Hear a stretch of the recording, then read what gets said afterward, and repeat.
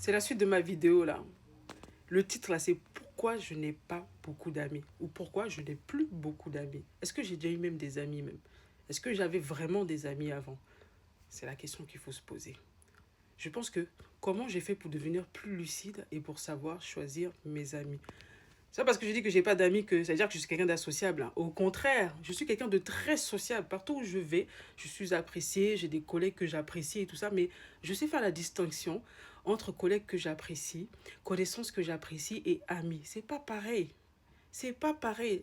Un ami, c'est quelqu'un avec qui tu peux t'asseoir et tu lui racontes tout.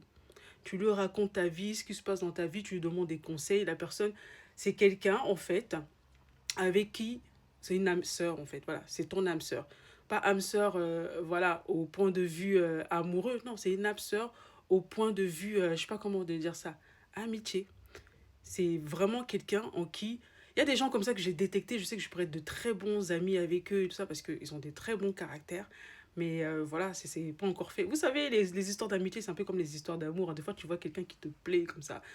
Mais c'est plus dans mon lieu de travail, je rencontre des gens qui me plaisent comme ça. Mais je prends mon temps, tu vois, pour les évaluer et tout ça, pour vraiment voir sur le long terme. Tu regardes un peu leur comportement, dans telle situation, comment ils sont. Est-ce que c'est des gens qui sont capables de garder des secrets? Est-ce que ce sont des personnes qui sont loyaux? Ah non, moi, un truc que je prime, c'est la loyauté. Parce que moi qui suis là, je suis extrêmement loyale. Je suis loyale. Mais si tu... Je suis très loyale. C'est pour ça que moi, quand tu me trahis, ça me fait très mal. Parce que je suis quelqu'un de loyal. Moi, je suis quelqu'un, quand je t'aime, là, je vais te défendre même. Des fois même, je suis bête même. Si on me dit même que tu as tué quelqu'un, je suis capable de... Je suis capable de... Hey, je suis capable même de te défendre même. De... Moi, si tu es mon ami, tu es humilié, là. Tout le monde t'a tourné le dos. Je vais être là à côté de toi, je vais pleurer à côté de toi. Je vais rester à côté de toi. Même si ta honte jaillit sur moi, ce n'est pas grave. Parce que je te connais, je sais le genre de personne que tu es. D'ailleurs, je me rappelle quand j'étais en quatrième. Quand j'étais en quatrième, il y avait... c'est la meilleure amie que je n'ai jamais eue de ma vie. Après elle, là, je n'ai jamais eu quelqu'un comme cette fille-là. D'ailleurs, si un jour elle passe, je l'ai perdue de vue. J'ai perdu de vue cette fille que j'aimais énormément. Elle s'appelait Lorraine. Hein. Je ne vais pas donner son nom de famille, je ne sais pas si je dois le donner. Elle s'appelait Lorraine. Et c'était ma meilleure amie.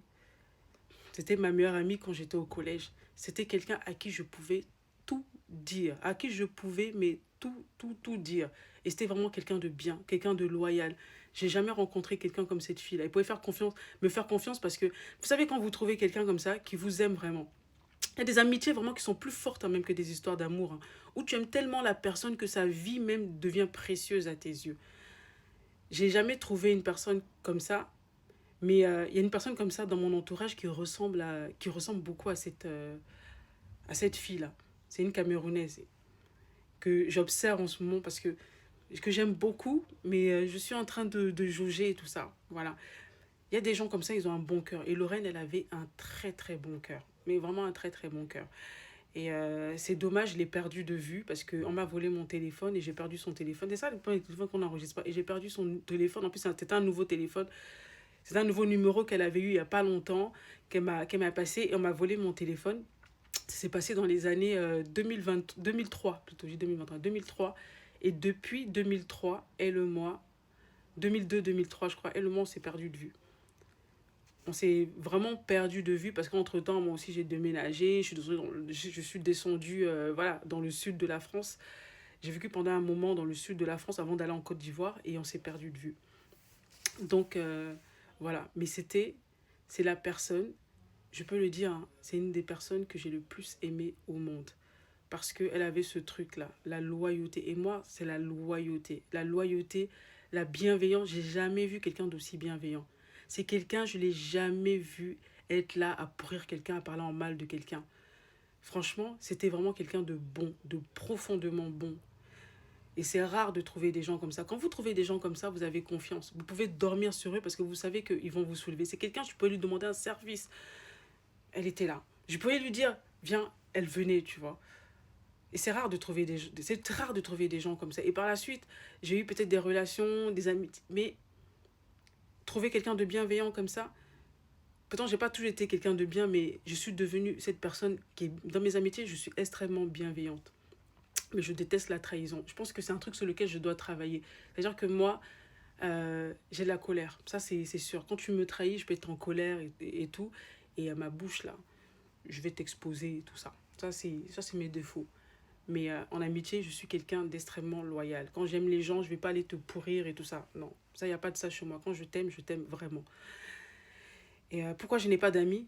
Parce que j'ai pas encore trouvé quelqu'un qui a ce cœur-là. J'ai pas encore trouvé vraiment des gens qui sont loyaux. Des gens qui ne passent pas leur temps à critiquer les autres. Qui sont pas... euh, qui sont pas dans le dénigrement des autres. Des gens qui...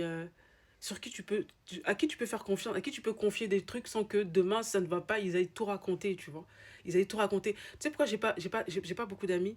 Parce que je me suis rendu compte d'une chose. Autant un ami peut être quelqu'un d'utile dans ta vie, quelqu'un qui te soutient, mais autant un ami peut te détruire. Parce qu'un ami, c'est à quelqu'un que tu confies tes secrets. Si cette personne-là n'est pas une personne mature et équilibrée, si demain il se passe quelque chose, parce que ça arrive deux fois. Ça arrive deux fois de ne pas s'entendre sur quelque chose, d'avoir des malentendus. Ça arrive. Mais les gens matures, ils savent régler leurs problèmes, tu vois. Ils savent se parler au lieu de bouder. Au lieu de bouder et rester dans leur coin. J'ai pas trouvé quelqu'un d'assez mature, tu vois, pour... j'ai pas encore trouvé... Il y a des gens, mais j'ai pas fini d'analyser les gens, tu vois. J'ai pas encore eu l'assurance d'avoir en face de moi des gens assez matures pour m'accepter avec mes défauts, pour, euh, pour savoir garder mes secrets, pour ne pas... pour ne pas demain se retourner contre moi, parce que moi j'ai vu des choses qui m'ont tellement choqué. J'ai vu des gens que j'aimais, que j'étais prêt à tout donner, et j'ai entendu qu'ils avaient dit ça m'a blessé. Voilà. Des gens que tu aimes qui se conduisent avec toi de façon hypocrite. Euh, c'est... Il y a tellement de choses qui m'ont blessé que j'ai beaucoup de mal à vraiment donner mon cœur. Vous savez, l'amitié, c'est un peu comme les histoires d'amour. De la même façon, on peut être blessé en amour, on peut être un écorché vif. De la même façon, on peut être aussi écorché, aussi vif, aussi en amitié. Et c'est pareil. Moi, en amitié, j'ai été écorché vif. Il y a des gens à qui j'ai tout donné. Moi, je suis quelqu'un en amitié, je donne tout. Je suis capable d'être là, de te soutenir. Mais dernièrement, j'ai décidé de me protéger un peu, de protéger mon cœur. Et d'analyse, de laisser le temps d'analyser les gens, de les voir dans toutes les situations pour vraiment m'engager avec eux. Parce que moi, en amitié, je donne tout.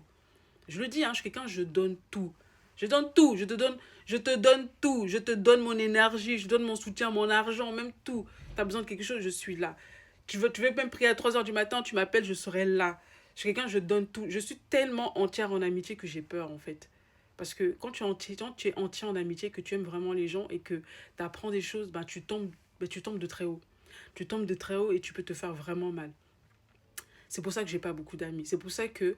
Et je me rends compte que je prends de plus en plus plaisir. Je suis pas quelqu'un de solitaire, au contraire. Hein.